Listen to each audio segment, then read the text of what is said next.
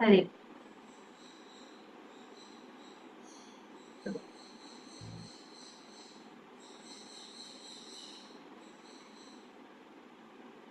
आज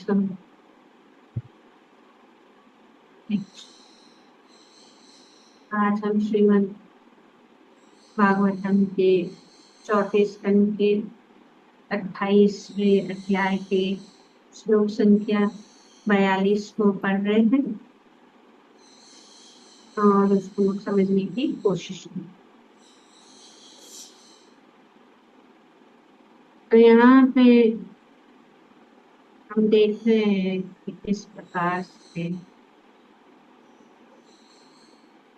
महाराजा मल्यध्वज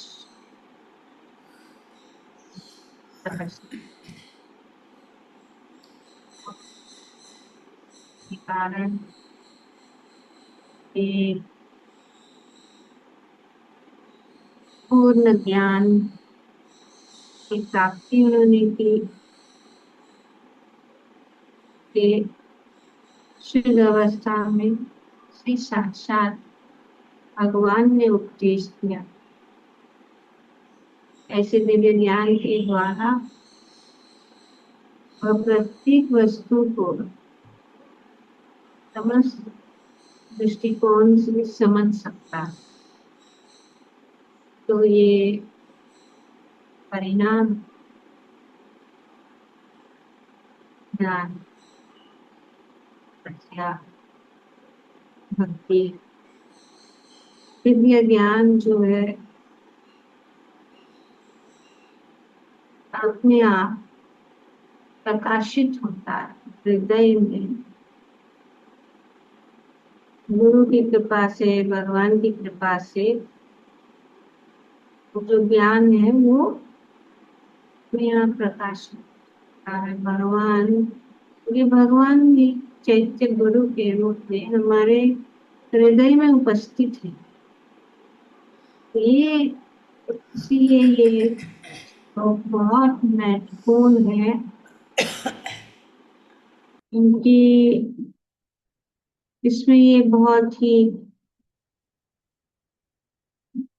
जो है स्पष्ट रूप से समझाया जा रहा है या हम प्रत्यक्ष रूप से देख सकते हैं कि किस प्रकार से राजा मलयध्वज परमात्मा को अपने पास बैठे हुए और स्वयं आत्मा रूप को परमात्मा के निकट बैठा हुआ देख सकता था। तो ये परिणाम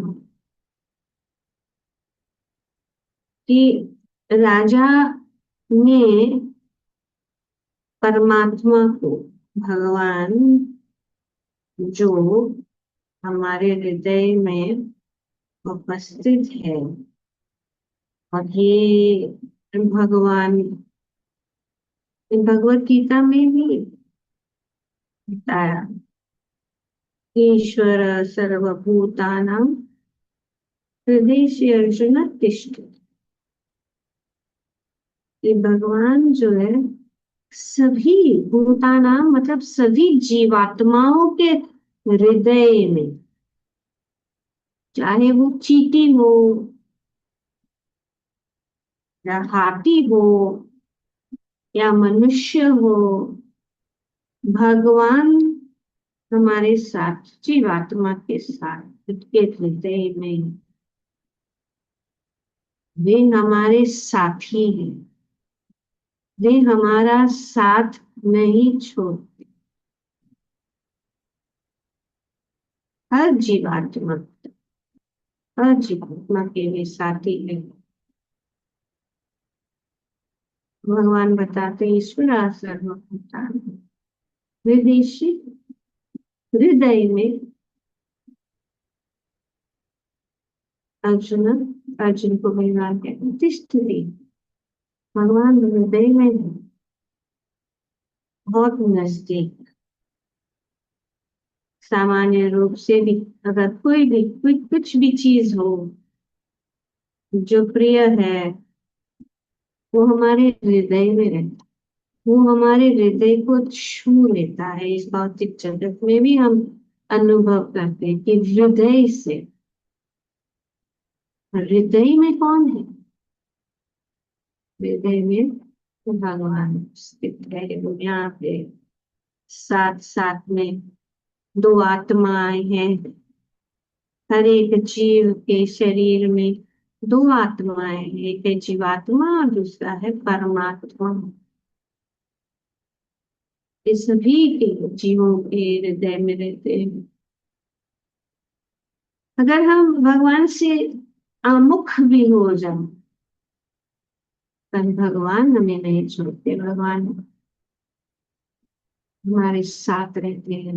हम भगवान को भूल जाए, भगवान को नहीं पुकारे या भगवान को नहीं देखे, तो भी भगवान हमारे साथ। उपनिषदों में ये बहुत ही सुंदर वर्णन किया गया कि हम अगर भगवान को भूल सकेंगे, लेकिन भगवान हमें नहीं। भगवान हमें नहीं भूलते, वे हमारे साथ है। उपनिषद में वर्णन किया गया है दो पक्षी, जैसे दो पक्षी पेड़ पर बैठे हुए हैं। एक पक्षी जो है व्यस्त है खाने में, वो फल खा रहा है। तो और दूसरा पक्षी जिस बैठा है देखता है, देख रहा है।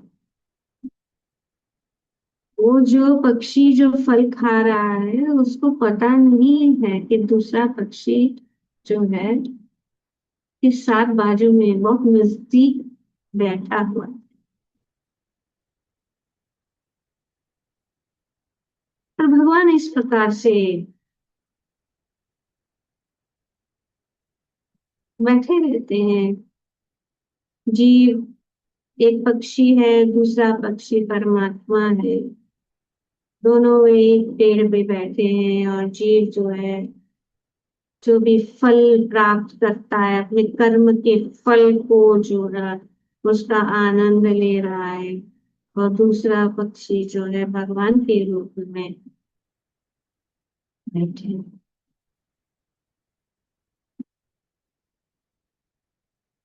तो ये पक्षी जीव जो है वो फल प्राप्त के लिए कार्य करता है। वो देखता है कि ये मुझे सुख देगा, इससे मैं सुखी हो जाऊंगा।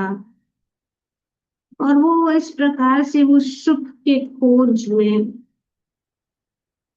भौतिक कार्य में लगे रहता है। और वो इस प्रकार से एक शरीर से दूसरे शरीर में जाता है, एक शरीर फिर दूसरा शरीर, फिर शरीर, अनेक अनेक प्रकार के शरीर में वो संबंध जोड़ता है भौतिक चीजों के साथ, भौतिक लोगों के साथ। वो बहुत सारा प्राप्त भी करता है, बहुत बहुत ऊंचा फल भी प्राप्त करता है। एक एक जो है सफलता मिलती है, फिर दूसरी सफलता मिलती है। और इस प्रकार वो इतना व्यस्त है अपने कार्य में कि वो अपना मुंह उस तरफ करता भी नहीं, उसी समय भी नहीं। जैसे कि हम देखते हैं यहाँ आजकल जो लोग मोबाइल मोबाइल में इतने ये रहते हैं, इतना देखते रहते हैं कि कौन है बाजू में, कौन आया कौन गया, उनको कुछ पता ही नहीं चलता। इतने व्यस्त रहते हैं। इस प्रकार हमारा भी ये जीवन है कि हम इतने व्यस्त रहते हैं कि हमें पता है कि क्या सब जो है ये हम कार्य कर रहे हैं, इतने व्यस्त है, लेकिन हमें समय नहीं मिलता कि हम अपने मुख को मुड़े और भगवान की ओर देखे, परमात्मा की ओर देखे। इतने बिजी है, इतने बिजी है।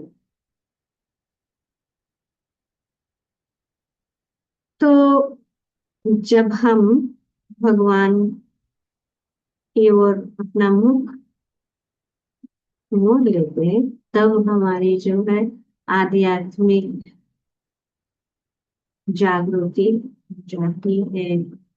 और यही बात यहाँ पे हम देखते हैं कि किस प्रकार से मलयध्वज ने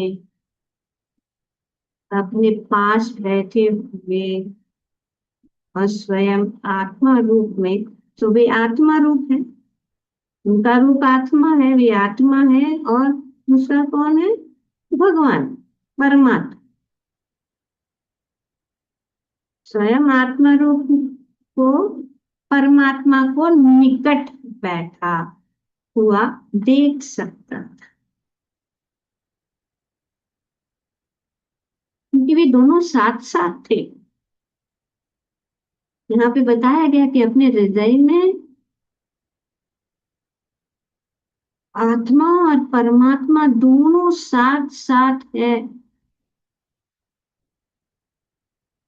ब्रह्मेति परमात्मेति भगवानिति सप्यते। पहला है, क्या है? निराकार ब्रह्म का जो है ज्ञान। तो ये ज्ञान अभी यहाँ पे पिछले श्लोक में ये बताया गया कि कैसे ज्ञान। तो ये बात, तो ज्ञानी कौन है? जो परमात्मा के रूप में भगवान को देख सकता है अपने हृदय में। तो दूसरा स्टेज है परमात्मा और स्वयं भगवान। तो चूंकि वे दोनों साथ साथ थे, अतः उनके स्वार्थों का भिन्न भिन्न होना आवश्यक न था। ये बहुत इम्पोर्टेंट बात यहाँ पे बता दें। They were sitting side by side and sitting since both, but there was no separate interest. That is the English translation. No separate interest. वही बात यहाँ पे बताया गया कि उनका, उनके स्वार्थों का भिन्न नहीं आवश्यक आवश्यक न था। उनका स्वार्थों का होना, स्वार्थ मतलब अपना खुद का इंटरेस्ट, नो इंटरेस्ट अपने आप में। इस प्रकार उसने ऐसे कार्य करना बंद कर दिया। तो ये बहुत ही महत्वपूर्ण बात यहाँ पे बताया जा रहा है कि दोनों साथ साथ बैठे थे, क्योंकि जीव और भगवान परमात्मा साथ साथ में ही रहते हैं। और क्योंकि जीव भगवान के बिना कार्य करता रहता है, फिर भी भगवान उनको छोड़ते नहीं है। तो ये जो, जब उन्होंने इस प्रकार से भगवान को देखा कि वे उनके साथ में बैठे हैं, तो उनका कोई निजी स्वार्थ नहीं था। निजी स्वार्थ नहीं था। उनका निजी स्वार्थ जो है, होने की कोई आवश्यकता ही नहीं पड़ी। तो इसका अर्थ क्या है? कि वो जान लिया कि उनका अपना जो है, अपना स्वार्थ नष्ट हो गया। वे भगवान की इच्छाओं में लीन हो गया। वो ये जो है ब्राह्मण में लीन होना, एक होना, एक हो गए। कि उनका निजी कोई स्वार्थ, कोई पर्सनल इंटरेस्ट नहीं। तो ये जो है, यहाँ पे प्रभुपाद बहुत सुंदर रूप से अपने तात्पर्य में बताते हैं कि भक्ति की सिद्धावस्था में भक्त अपने तथा भगवान के स्वार्थों में कोई अंतर नहीं दिखता। वेरी क्लियरली यहाँ पे बताया कि कोई अंतर नहीं है। जो भगवान की भक्त का क्या है, स्वार्थ नहीं है। भगवान का जो स्वार्थ है, भगवान जो चाहते हैं वही वे चाहते हैं। जो भगवान चाहते हैं वो ही करता है। वो अपने निजी स्वार्थ के लिए कुछ नहीं करता। इसका अर्थ यही है जो यहाँ पे कोई अंतर नहीं। वो अपना जीवन कैसे निभाता है, वो अपना जीवन इस प्रकार निभाता है जो जिस प्रकार भगवान चाहते हैं। इसको कहते हैं समसिद्धि हरि तोषणम। जो भगवान चाहते हैं, जो भी कार्य, दोनों के स्वार्थ एका एकाकार हो जाते हैं एक खुदा।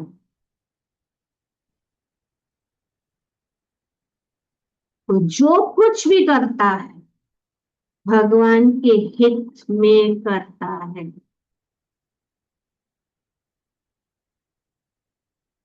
जैसे कोई कंपनी में बॉस बॉस जो कहता है, जो आज्ञाकारी एम्प्लॉय जो है, वो सिर्फ जो बॉस कहता है वही करता है, अपना उसमें निजी स्वार्थ नहीं डालता। जैसे वो करता कहता है वैसे ही करता है। इसी प्रकार जो भक्त है वो कुछ भी नहीं करता, भगवान के हित में करता है। जो कुछ भी करता वो भगवान के हित में करता है।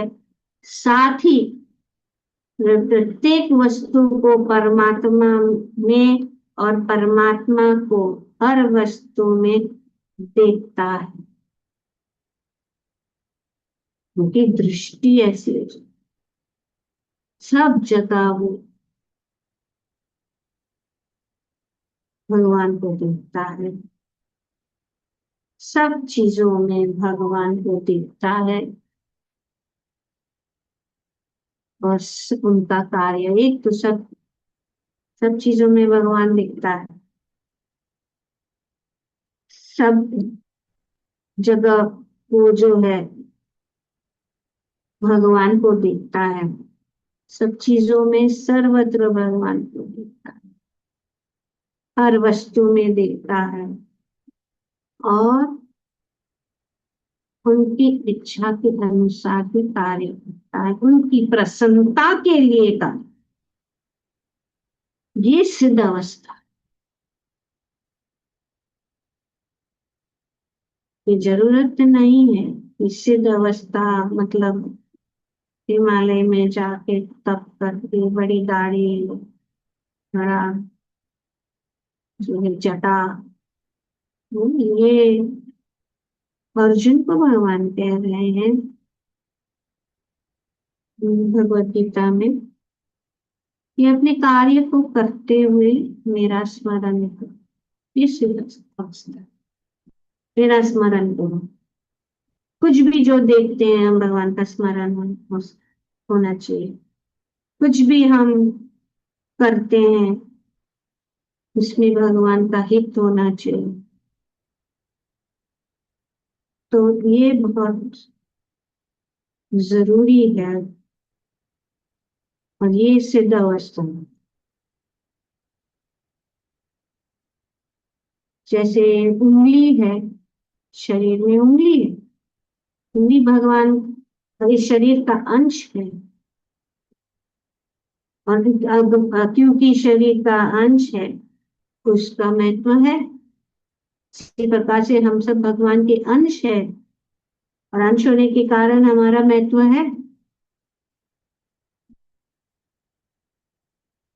तो जीव जो है हमेशा शाश्वत है और भगवान शाश्वत। और इसीलिए अगर उंगली सोचे कि मैं शरीर से अलग हो जाऊं तो नहीं, कुछ में तो ही नहीं। तो इसी प्रकार हम जो है तो श्रील प्रभुपाद जी बताते हैं कि हमारा जो असली स्वरूप क्या है, कृष्णेर नित्य दास। तो यहाँ पे बताया गया है कि इस प्रकार उसने ऐसे कार्य करने बंद कर दिए। कौन से कार्य? जो भगवान के साथ संबंधित नहीं है। ऐसा नहीं कि वो बैठ गया कुछ कार्य नहीं कर रहा है। ये जो है action in Krishna consciousness. Krishna consciousness का अर्थ ये नहीं कि हम बैठ जाए एक जगह। यहाँ पे बता दें, उन्होंने कार्य की, वो निष्क्रिय नहीं है। पर उन्होंने क्या किया? कार्य किसके लिए? अपने स्वार्थ के लिए कार्य करना उन्होंने बंद किया।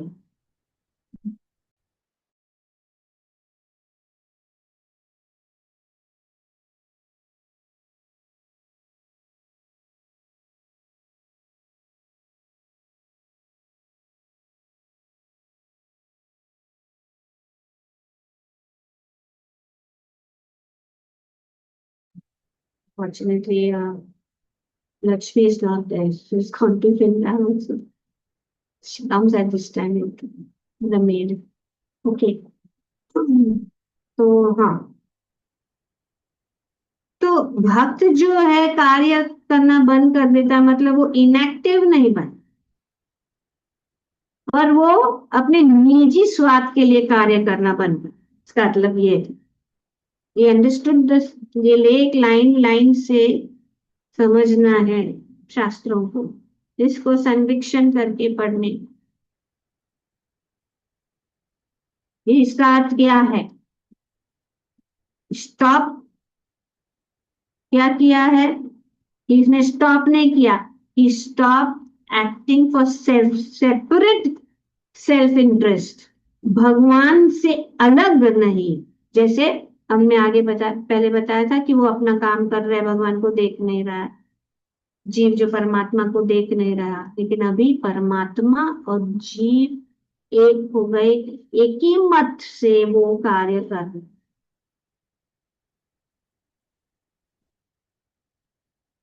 तो ये बहुत अंतर है कि अपने स्वार्थ के लिए काम करना और भगवान के लिए काम करना। मतलब जब हम भक्ति भाव में आ जाते हैं तो हमारी भावना ये है कि मैं कृष्ण का हूं, कृष्ण मेरे हैं, ये भाव से काम करना है। इसीलिए हमारे सभी कार्य, चाहे वो फर्श को साफ करना हो, चाहे वो प्रसाद बनाना हो, चाहे वो फूल माला बनाना हो, चाहे वो कीर्तन करना हो, चाहे वो प्रवचन देना हो, उसमें हमारा स्वार्थ नहीं होना चाहिए। स्वार्थ सिर्फ भगवान के प्रसन्नता के लिए होना चाहिए कि जो भी कार्य हम कर रहे हैं भगवान। और कुछ भी कार्य हो इस भौतिक जगत में, जितने भी कार्य है, ऐसा कोई भी कार्य नहीं है जो हम भगवान को केंद्र बिंदु बना के कर सकते हैं। हमें सिर्फ वो दृष्टि चाहिए कि कैसे हम, तो हमारे ये कर्म क्या बन जाते हैं? भक्ति बन जाते हैं। ये सब भक्तिमय कार्य है। भक्ति में कार्य सिर्फ ये नहीं है कि मंदिर में जाना, भगवान की पूजा करना और सब जो है विधियां पालन करना, वो तो है, लेकिन वो सीमित है, उससे से सीमित नहीं है। भक्ति का कार्य एक कण को भी उठाना भक्ति में कार्य है। जैसे भी हम देखते हैं जब श्री राम कथा में जैसे वो गिलहरी जो है एक छोटा सा कर्ण उठा रही थी भगवान की सेवा, तो अगर हम थोड़ा छोटा सा कर्ण भी, वो भगवान के लिए बहुत बड़ी बात हो जाती है। भगवान की सेवा में वो प्रेमांजना चुरिता भक्ति विलोचनी, प्रेम का अंजन होना चाहिए। और भक्ति तो प्रेम, प्रेम भक्ति, भगवान के प्रति प्रेम जागरूक करना, इससे भी हो सकता है कि सब कुछ, भक्त सब कुछ देखता है, सब चीजें जो है भगवान के साथ संबंधित देखता है, वो कुछ भी ऐसा नहीं देखता। अगर कोई विपरीत भी हो, वो देखता है कि ये भगवान का ही जो है इच्छा है, भगवान के साथ संबंधित है, उसको इसके लिए भक्त इसको स्वीकार करते हैं। तो हर कुछ, हर चीज जो है हम भगवान की सेवा।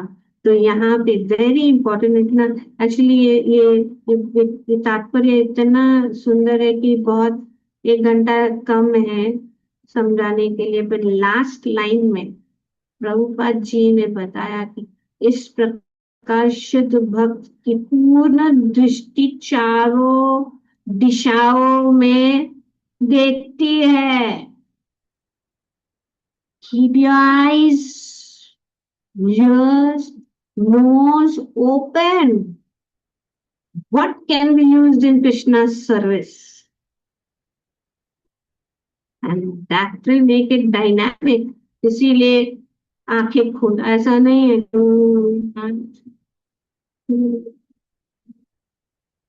कोई नहीं देखना चाहिए, नहीं, बाजू में कौन बैठा है? Eyes, ears, and nose open. And chanting should be done extra aware every time. But chanting हमें करना है ध्यान पूर्वक एक जगह में बैठते हुए, नहीं कि समय मिल गया तो वो हम चैंटिंग, वो अच्छा है, लेकिन वो नहीं, ऐसा नहीं। चैंटिंग हमें जिस प्रकार भक्तिविनोद ठाकुर करते, जिस प्रकार से चैतन्य महाप्रभु गंभीरा में, और जिस प्रकार से श्री भक्ति विनोद ठाकुर अपने घर में एक स्पेशल कमरा बनाया जो अंधेरा था, जिसमें कुछ नहीं, दिल चैंटिंग। तो अपनी आंखें, कान, नाक, माधवेंद्रपुरी, उन्होंने वो खीर चखी, वो उनको इच्छा हुई खीर को चखने का इच्छा किया है, अपने स्वाद के लिए नहीं। तो गोपाल वो खीर अगर ऐसी मिल जाए और मुझे उसको, उसका स्वाद मैं ले सकूं, और उस स्वाद से मैं जान लूंगा कि कैसे बनाना है, कैसे करना है, और मैं अपने भगवान के लिए बनाऊं, तो ये है कृष्णा कॉन्शियसनेस। कृष्णा कॉन्शियसनेस की परिभाषा बहुत बड़ी है, इसको जानना बहुत जरूरी है। कृष्ण भावना भावित होना बहुत जरूरी है। ये है परम सिद्धि की प्राप्ति। और जो भक्त इस प्रकार से कार्य करता है उसने सिद्धि प्राप्त कर ली, समझना चाहिए। हर चीज को भगवान की सेवा में इस्तेमाल करना, वह जो कुछ भी करता है भगवान के हित में करता है, साथ में वो प्रत्येक वस्तु को परमात्मा में और परमात्मा को हर वस्तु में देखता है। इस अवस्था को प्राप्त हो जाने पर उसे आध्यात्मिक तथा भौतिक जगतों में कोई अंतर नहीं दिखता। ये नहीं दिखता कि ये जो मंदिर ही आध्यात्मिक जगह है, पूरे भौतिक जगत को आध्यात्मिक दिखता है। वो अंतर नहीं देखता कि ये आध्यात्मिक है, ये आध्यात्मिक नहीं है, वो अंतर नहीं देखता। ये भौतिक जगत परमेश्वर की बहिरंगा शक्ति होने के के कारण उसके लिए आध्यात्मिक जगत बन जाता है। यह भगवान की ही शक्ति है, हमें नकारना नहीं है कुछ भी। जो भक्त है वो सब कुछ देखता है, वो खुश रहता है, वो देखता है अरे भगवान देखो ना कैसे भगवान की अंतर बहिरंगा शक्ति काम कर रहे हैं, देखो ये लोग कैसे झगड़ रहे हैं। अरे यार वो क्या है भौतिक जगत, ये इससे ऐसे देखता रहता है वो भगवान को ही देखता है। वो आध्यात्मिक बन जाती है क्योंकि ये बहिरंगा शक्ति माया देवी भगवान की शक्ति है, माया का देखो कमाल। कैसे एक एक जो बिलबोर्ड है, कैसे एक लोग ड्रेस कर रहे हैं। पूर्ण भक्त के लिए शक्ति तथा शक्तिमान में कोई अंतर नहीं है। इस प्रकार तथाकथित भौतिक जगत आध्यात्मिक जगत बन जाता है, कोई अंतर नहीं। भौतिक जगत आध्यात्मिक बन जाता है। अपना घर को हम जो है भगवान का धाम बना सकते हैं, आध्यात्मिक बना सकते हैं इस भौतिक जगत में रहते हुए भी। हम जहां भी कोई भी स्थान को आध्यात्मिक बना सकते हैं, हम कहीं पे भी जा सकते हैं उसको आध्यात्मिक बना सकते हैं। सर्वं क्लविदं ब्रह्म, प्रत्येक वस्तु भगवान की सेवा के लिए है। और निपुण भक्त किसी भी तथाकथित वस्तु का उपयोग भगवान की सेवा के लिए कर सकता है। किसी भी चीज को वे भगवान की सेवा के लिए, चाहे वो कोई भी फर्स्ट क्लास टेक्नोलॉजी क्यों ना हो, फर्स्ट क्लास रत्न क्यों ना हो, फर्स्ट क्लास एक्सपेंसिव ड्रेस क्यों ना हो, कोई हाँ लोग अच्छा अच्छा ड्रेस पहने उसके लिए, भगवान के लिए ऐसा ड्रेस नहीं। आध्यात्मिक पद को प्राप्त किए बिना कोई भी भगवान की सेवा नहीं कर सकता। आध्यात्मिक पद को प्राप्त करना जरूरी है। और आध्यात्मिकता क्या है, यहाँ पे बहुत सुंदर रूप से वर्णन किया गया। इस प्रकार यदि किसी तथाकथित तथाकथित भौतिक वस्तु को भगवान की सेवा में प्रयुक्त कर लिया जाए तो वह भौतिक बन सकता है, वरना वह भौतिक नहीं रह सकता। तो इसीलिए यहाँ पे कोई भी वस्तु है तथाकथित भौतिक वस्तु को भगवान की सेवा में प्रयुक्त कर लिया जाए तो वह भौतिक नहीं बन सकता। जिस प्रकार पारसमणि पारसमणि लोखंड को अगर छू ले तो सोना बन जाता है, इसी प्रकार जब भगवान कोई भी चीज हो इस भौतिक जगत में उसको भगवान की सेवा में लगाया जाता है तो आध्यात्मिक बन जाता है। इस प्रकार शुद्ध भक्त की पूर्ण दृष्टि चारों दिशाओं में देखती है। हरे कृष्ण। पर ये दृष्टि के लिए थोड़ा सावधान रहना चाहिए, हमें दृढ़ दृढ़ होना चाहिए हमारी भक्ति में कि हम उस चीज में लिपट न जाए, फंस न जाए। इसके लिए सावधान रहना बहुत जरूरी है। वन पॉइंटेड डिवोशन होना है, वन पॉइंटेड थॉट हमारा। एक है गुरु नंदना नंदराज श्रीमद् भागवतम की जय। ओम तत्सत। Thank you very much. Hari बोल। किसी का कोई प्रश्न है या कुछ नहीं?